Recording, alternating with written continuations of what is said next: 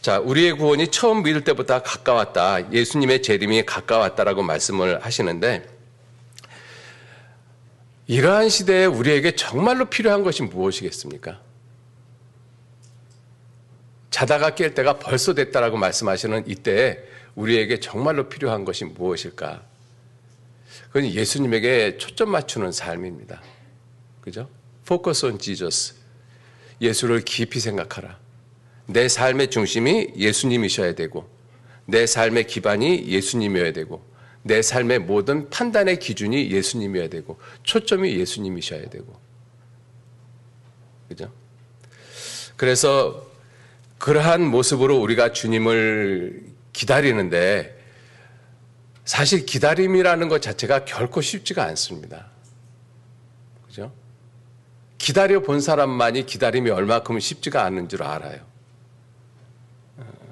그래서 이 히브리서 10장 36절 말씀 찾아보시죠. 36절, 37절 말씀 같이 읽겠습니다. 너희에게 인내가 필요함은 너희가 하나님의 뜻을 행한 후에 약속을 받기 위함이라.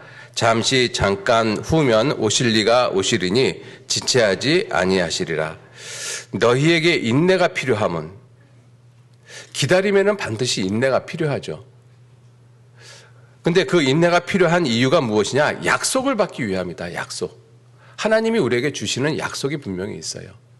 그리고 하시는 말씀이 잠시 잠깐 후면 오실 이가 반드시 오신다. 지체하지 않는다.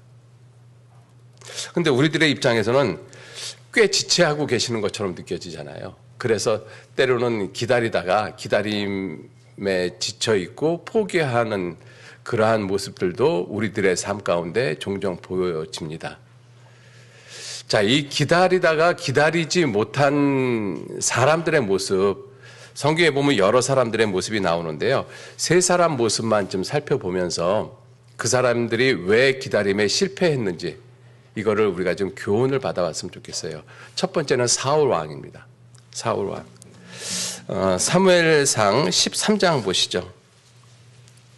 13장 8절 말씀서부터 제가 읽겠습니다. 사울이 사무엘의 정한 기한대로 이레를 기다리되 사무엘이 길갈로 오지 아니하매 백성이 사울에게서 흩어지는지라. 사울이 가로되 번제와 화목제물을 이리로 가져오라 하여 번제를 드렸더니 번제 드리기를 필하자. 사무엘이 온지라. 사울이 나가 맞으며 문안하매 사무엘이 가로되 왕의 행한 것이 무엇이뇨? 사울이 가로되 백성은 나에게서 흩어지고 당신은 정한 날 안에 오지 아니하고 블레셋 사람은 믹마스에 모였음을 내가 보았으므로 이에 내가 이르기를 블레셋 사람은 나를 치러 길갈로 내려오겠거늘 내가 여호와께 은혜를 간구치 못하였다 하고 부득이하여 번제를 드렸나이다. 자, 이 모습이 기다리지 못한 모습의 대표적인 모습이죠. 이 사울이 기다리지 못한 이유, 사실은 처음부터 안 기다린 것이 아니죠. 만약에 사무엘이 오겠다라고 한 그 날, 첫날서부터 기다리지 않고 만약에 번제를 드렸다라면 사무엘하고 한 약속은 사울이 믿지 않는 모습이잖아요. 그런데 성경이 뭐라고 말씀을 하셨는가 하면 8절 말씀 다시 보시면 사울이 사무엘의 정한 기한대로 이레를 기다렸다라고 돼 있어요. 기다렸어요. 안 기다린 것이 아닙니다. 7일을 기다렸어요. 대단하지 않습니까? 전쟁 중이었었는데. 그죠? 우리 같으면 7일 기다릴 수 있을까요? 사울 7일을 기다렸어요. 그런데 왜 마지막 순간에 못 기다렸느냐? 그 내용이 11절 말씀이잖아요. 사울이 가로되 백성은 나에게서 흩어지고 나와 함께 죽기를 각오했던 백성들은 블레셋 사람들이 쳐들어오는 것을 보니까 겁먹고 흩어지고 있고 당신은 정한 날에 오지 않았고 블레셋 사람은 믹마스에 모였음을 내가 보았다. 보기는 잘 보았죠. 그죠?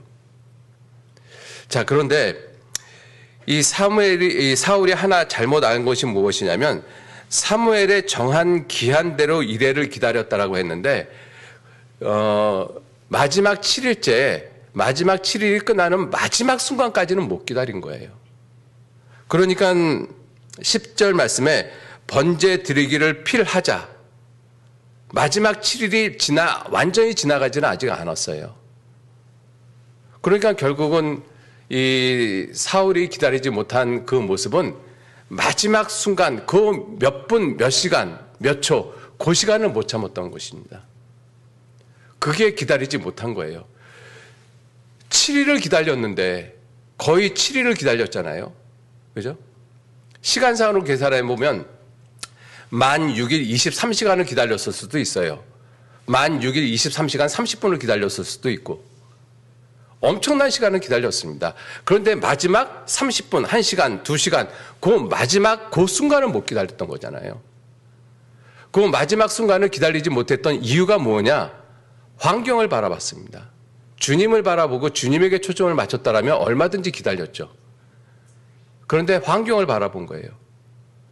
백성들은 도망가고 블레셋 사람들은 쳐들어오고 오겠다라는 사람은 오지는 않고 우리 시대가 혹시 그렇지 않습니까? 사울처럼 정말 힘들고 어려운 내 삶의 환경 가운데 이제라도 정말 주님 좀 오셨으면 좋겠다.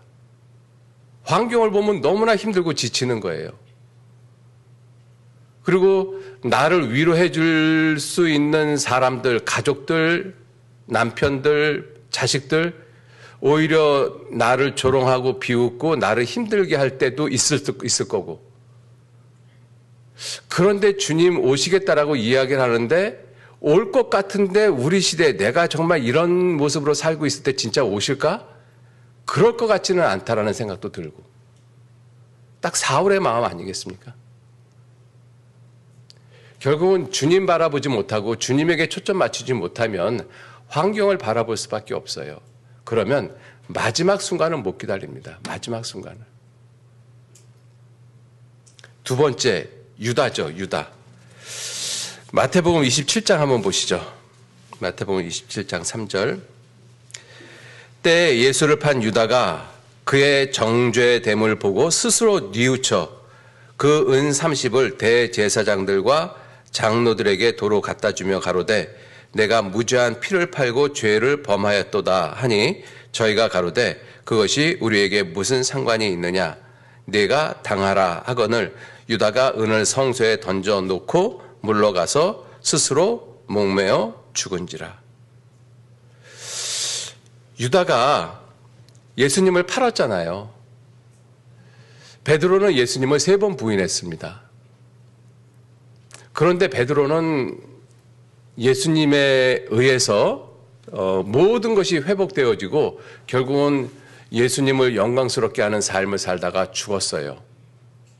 그리고 지금 천국에서 주님과 함께 분명히 계실 겁니다. 반대로 유다는 베드로 못지않은 죄를 졌죠. 예수님을 팔아버렸어요. 어떤 의미에서는 베드로가 지은 죄가 더 유다보다 클 수 있다라고도 생각이 들어요. 베드로는 3번 부인했지만 유다는 예수님을 한 번밖에 안 팔았잖아요. 그런데 그 유다가 예수님을 끝까지 기다리지 못했어요. 그런데 예수님에 대한 그 생각을 어떻게 가지고 있는가 하면 스스로 뉘우쳤다라고 되어 있습니다. 스스로 뉘우쳤다. 후회하는 마음이 있었던 것이죠. 내가 어떻게 아무리 돈에 욕심이 있고 돈에 눈이 멀어도 어떻게 3년 반이나 따라다닌 내 스승을 갖다가 팔았을까? 아마 유다는 인간적인 관점에서 굉장히 많이 고민을 하고 자기 스스로 자기 자신을 정말 저주했을 수도 있어요. 그러니까 자살을 했겠죠. 그죠? 그러한 유다가 만약에 예수님이 부활하실 때까지만 기다렸다라면, 그죠? 3일만 기다렸으면, 이 만으로 따지면 사실은 72시간이 채 안 됩니다. 예수님이 죽고 부활하신 시간까지 따져보면요, 만 72시간이 안 되거든요. 몇 시간만 정말 기다리고 참았더라면, 베드로 못지않은 훌륭한 사도가 얼마든지 될 수 있었을 텐데, 왜 유다는 못 기다렸을까? 분명히 후회도 했어요. 스스로 뉘우쳐 그 은 30을 대제사장들과 장로들에게 도로 갖다 주며 내가 무죄한 피를 팔고 죄를 범하였다. 놀랄 만큼 자기 자신을 성찰을 잘했잖아요. 그런데 못 기다렸어요. 왜 못 기다렸을까요? 이유가 여러 가지 있겠지만 저는 한 가지만 좀 생각을 해봤으면 좋겠습니다. 스스로 자기 연민에 빠져버린 거예요. 스승을 팔아버린 나 같은 놈이 뭘 더 이상 할 게 뭐가 있어. 그냥 여기서 끝내. 기다리긴 뭘 기다려. 여러분들 내 스스로 자기 자신을 비하하고 자기 자신의 연민에 빠져버리면요, 마귀가 원하는 방향 쪽으로 막 갑니다. 그죠? 그래서 우리 스스로 그리스도인들이 자기 연민에 빠지는 모습이 아주 안 좋은 거예요. 마귀는 그 틈을 기가 막히게 노리거든요. 네가 뭘 할 수 있어? 네가 한 거를 봐봐. 유다한테 그렇게 이야기를 안 했겠어요, 마귀가? 점점 더 이 유다를 갖다가 궁지에 몰아가고 결국은 유다 스스로 자살할 수밖에 없는 그러한 생각으로 몰아가고 있었잖아요.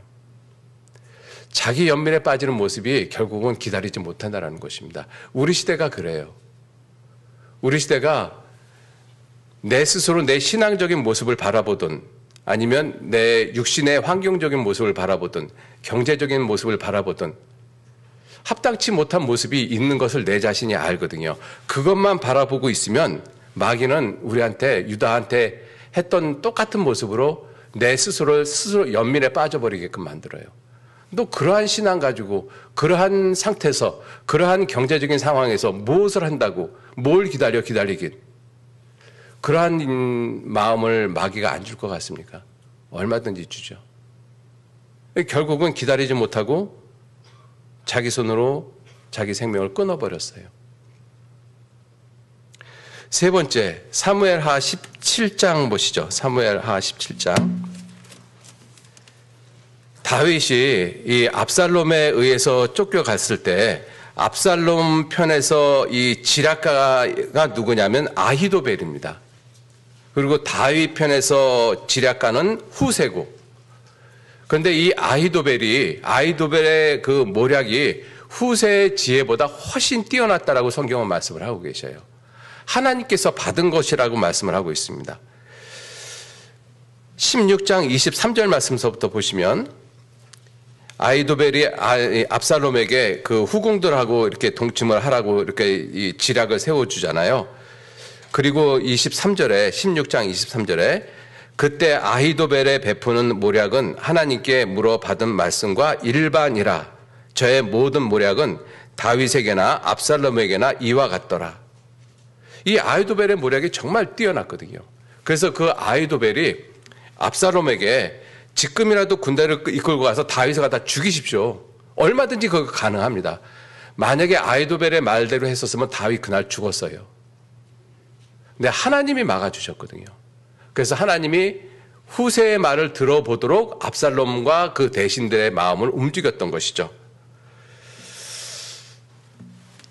이 17장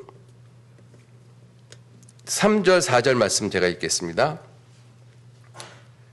모든 백성으로 왕께 돌아오게 하리니 무리에 돌아오기는 왕에 찾는 이 사람에게 달렸습니다. 그리하면 모든 백성이 평안하리이다. 압살롬과 이스라엘 장로들이 다 그 말씀을 옳게 여기더라. 그런데 하나님이 이 순간 압살롬의 마음을 살짝 바꿔주셨던 거예요. 5절 압살롬이 이르되 아렉 사람 후세도 부르라. 우리가 저의 말도 듣자. 그래서 후세가 압살롬의 모략에 반대되는 그 모략을 세워요. 그리고 그것을 다윗에게 알려줍니다. 17장 14절 압살롬과 온 이스라엘 사람들이 이르되 아렉 사람 후세의 모략은 아히도벨의 모략보다 낫다 하니 이는 여호와께서 압살롬에게 화를 내리려 하사 아히도벨의 좋은 모략을 파하기로 작정하셨습니다. 그러니까 아히도벨의 모략이 훨씬 뛰어났거든요. 그러니까 지략적인 면에서는 후세도 대단한 지략가지만 아히도벨의 지략을 따를 수가 없었다라는 것이죠. 자, 그런데 이와 같이 압살롬이 아히도벨 자기의 지략을 따르지 않고 후세의 말을 듣는 이 모습을 보고 아히도벨이 자기 지혜로 앞날을 예측을 한 거예요. 아, 이 전쟁은 압살롬이 죽고 다윗이 승리하는 것으로 끝나겠구나. 지략가니까 그걸 알았어요. 그런데 아히도벨이 한 행동이 무엇이냐? 그 놀라운 지혜를 가지고 한 행동이 무엇이냐면 23절 아히도벨이 자기의 모략이 시행되지 못함을 보고 나귀의 안장을 지우고 떠나 고향으로 돌아가서 자기 집에 이르러 집을 정리하고 스스로 목매어 죽음에 그 아비묘에 장사되니라. 차라리 지략이 없었으면 스스로 목매어 죽지는 않았을 거예요. 아마 다윗이 돌아올 때까지 기다리고 있었을 거고, 다윗이 그러면 아히도벨을 지략가니까 또 불렀을 거 아니에요? 그때 아히도벨이 잘못했다라고 용서를 빌면 다윗은 틀림없이 용서해 줬을 거예요. 근데 그걸 안 기다린 거잖아요. 그리고 결국은 자기 손으로 목매달아 죽었어요. 이유가 무엇이냐? 자기 지식 때문에 그런 거예요. 아히도벨은 자기 지식.